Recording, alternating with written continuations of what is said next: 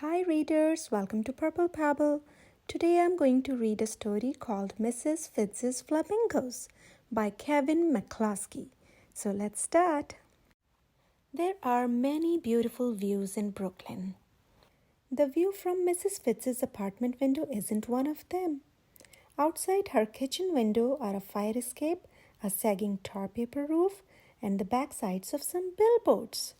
One day at a gate sale on Pineapple Street, Mrs. Fitz bought 2 pink flamingos for $3. At home, she tied them to the railing of her fire escape. The next morning, Mrs. Fitz squeezed fresh orange juice.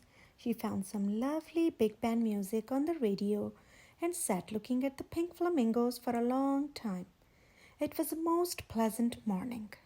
That Thursday, when she got paid, she stopped at the 5 and 10 and bought 2 more flamingos to put on her fire escape beside the first 2.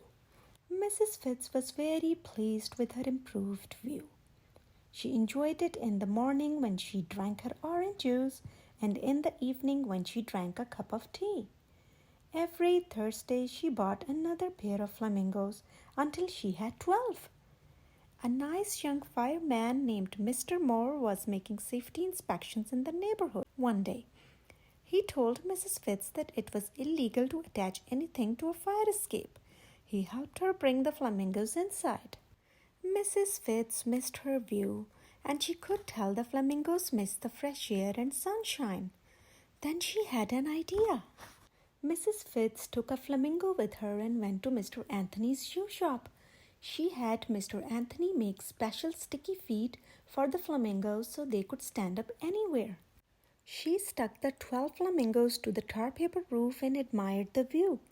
The little flock of flamingos reminded her of a wonderful trip she had taken to Florida many years ago.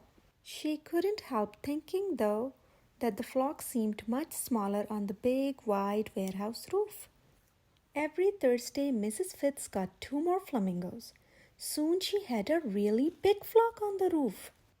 One evening on her way home, Mrs. Fitz saw a wrecking crew preparing to knock down a building around the corner from her apartment. It was the warehouse with her flamingos on its roof. "Stop!" she screamed. "You can't tear down that building! Oh, my flamingos!" "Stand back, lady," said the foreman.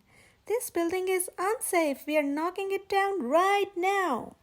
Mrs. Fitz raced around the corner and up the stairs into her apartment. She threw open the kitchen window and started to climb out, but it was too late. The wrecking ball hit the building. The roof began to shake.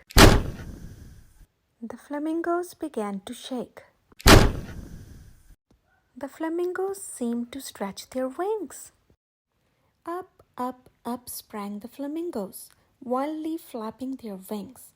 Then the oldest birds, the pair from Pineapple Street, called out, and the great flock followed behind them. They circled once, coming quite close to the window.